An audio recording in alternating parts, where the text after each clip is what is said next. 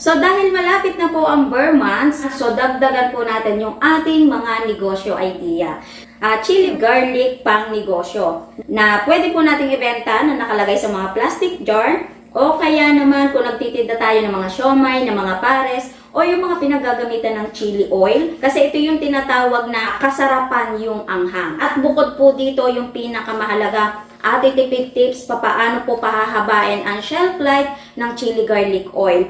So ito kahit wala po tayong inilagay na preservatives, tatagal po ang buhay nitong ating chili garlic oil. So kung paano po siya gagawin, tara, umpisahan na po natin. So naka-face mask tayo ngayon kasi masakit siya sa ilong yung gagawin natin. Gagamit tayo ng ganitong food processor. So na-order ko to online. Kung gusto nyo umorder, maglalagay po ako ng link neto. Uunahin natin dito ay yung bawang na gagamitin po natin. Bali, kalahating kilo lamang po ito. Tapos, ito pong ating mga sili na to, bawang, hinugasan po natin yan, tapos patitiktikan po natin.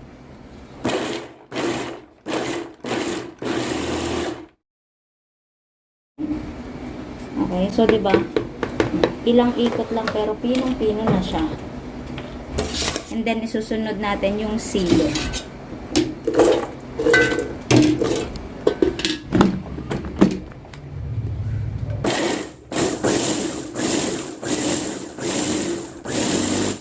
So, dito kailangan nyo talaga ng face mask. Hindi pwedeng wala. Ang sakit niya. So, pagkagiling natin, idediretso na po natin ng luto. So, din na din yung paglulutuan natin. Outdoor cooking po talaga ito. Sindihin muna natin lahat. Ready lang tayo sa pinakamahina. So, yung pinakang apoy po natin dito ay alalay po lamang. So, ilagay na natin yung ating sili. Ito yung unang pinakamahalagang proseso sa pagluluto po ng ating chili garlic oil. Kailangan maiga po natin yan, matuyo natin yan hanggang sa maging chili flakes ito pong ating sili.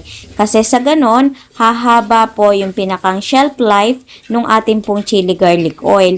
Kasi kapag hilaw po yung ating sili o kaya naman po ay basa-basa pa, kapag nilagyan po natin yan ng oil agad, ang mangyayari po doon, mag-iiba yung amoy, yung lasa, magkakaroon ng bula at aamagin po yung ating chili garlic oil.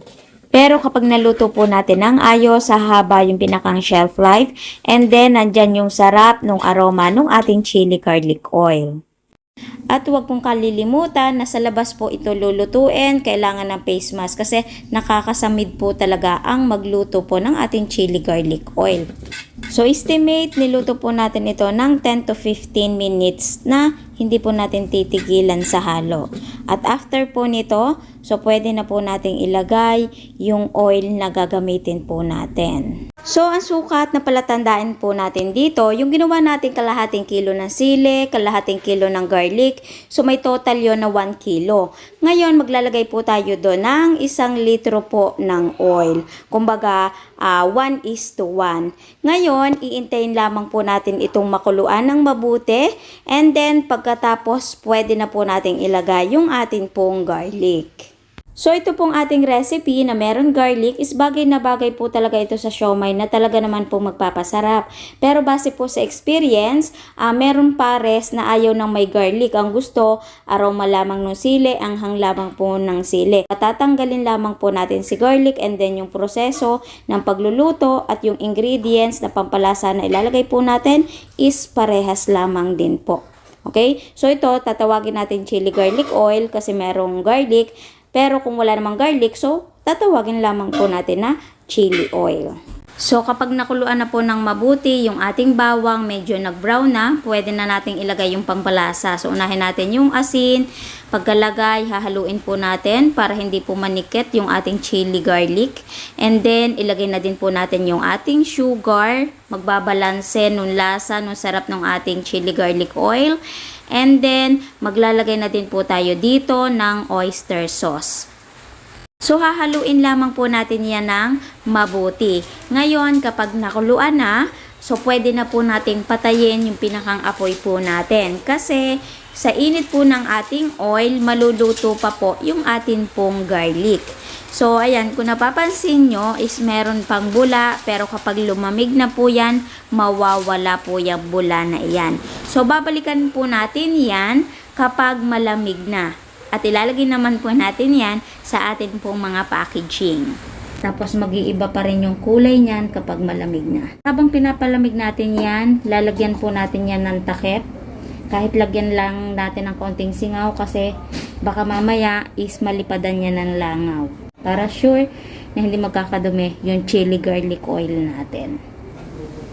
Okay, so yung niluto natin chili oil is malamig na. Oh, nangitim yung ating kawali. So, diba, ang ganda-ganda mga katipid tips. Itsura pa lang, amoy masarap na.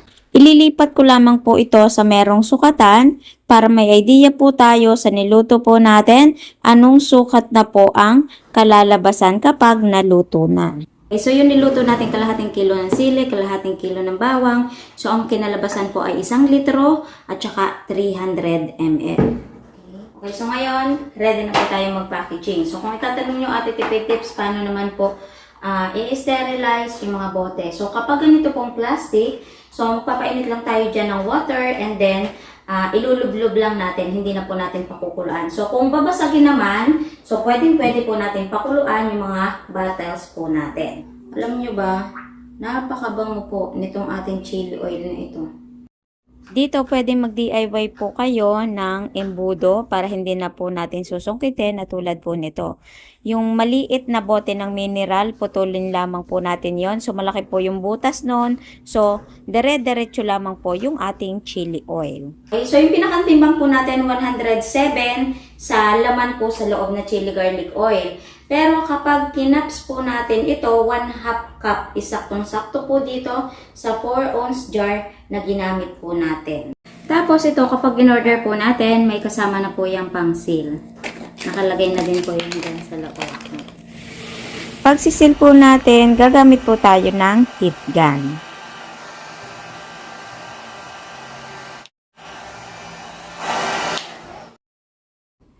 So, halimbawa, kung talagang kakaririn po natin itong pag-chili garlic oil, so pwede tayong magpagawa ng mga pangalan. 'Di ba? Kahit chili garlic oil lamang yan, ang kagandahan po dito sa lalagyan na to is meron pong space na papaglagyan. Okay, so ngayon hindi na po natin ito matitikman, pero sa next video is gagamitin po natin to. Kaya abangan nyo po yung next video po natin kasi magkakadugtong yung gagawain po natin dito. Dahil dito sa chili garlic oil. So, i-advance ko na po sa inyo ha kung ano po yung pinakang lasa po nito. Ang bango-bango ng amoy, nakakagutom, at manamis-namis po ang lasa po nito. So ngayon, ang magiging tanong, ate tipid tips, gagawin ko po yung negosyo. Magkano po ba yung magiging puhunan? At magkano po yung idea na pwede po nating ibenta sa isang jar? Magkano po ang magiging puhunan? So ngayon, bigyan ko na po kayo ng idea sa pinakang costing po natin. Okay, so magko-costing na po tayo, pero magko-costing pa rin po kayo ng sa inyo kasi iba't iba tayo ng lugar, so iba't ibang presyo yung mabibili po natin. Minsan mura yung sili, minsan naman po ay mahal, di ba? So tulad ngayon, sa nabili ko, medyo mahal po yung sili. Pero nung nakakaraan, hindi lang po talaga ako nakagawa, sayang, 70 pesos lamang po ang kilo. So ngayon, 200 pesos na agad-agad. So, yung 1/2 kilo na ginawa po natin, nagkakahalaga ng 100 pesos. At yung bawang na talop, 65 pesos po ang kalahati. Oil, 80 pesos yung 1 litro. So, sa sugar po natin, 1/4 cup, 3.75. Sabihin na po natin na 4 pesos. Magic sarap, yung isang sachet, 5 pesos. Sa oyster sauce, isang sachet, 7 pesos. At sa asin na inilagay po natin, so sabihin na po natin na 2 pesos, pero labis-labis pa po yon. Kaya ang total ng ingredients ay 263 pesos.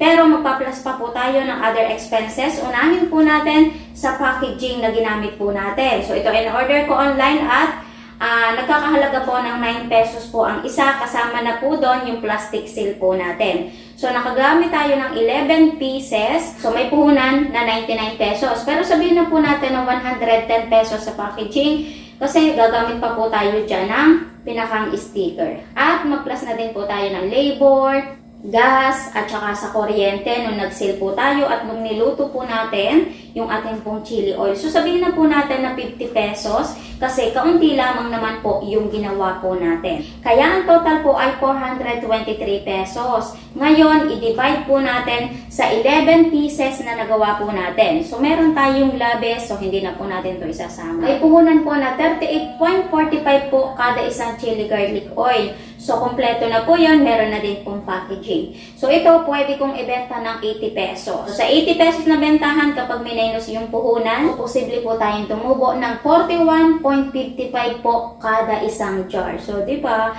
ang laki ng posible po nating tubuin. So halimbawa kung mapapaubos po natin to, so posible po tayong tumubo ng 457 dito po sa chili garlic oil po natin. So ngayong per months, naku, bagay na bagay po ito.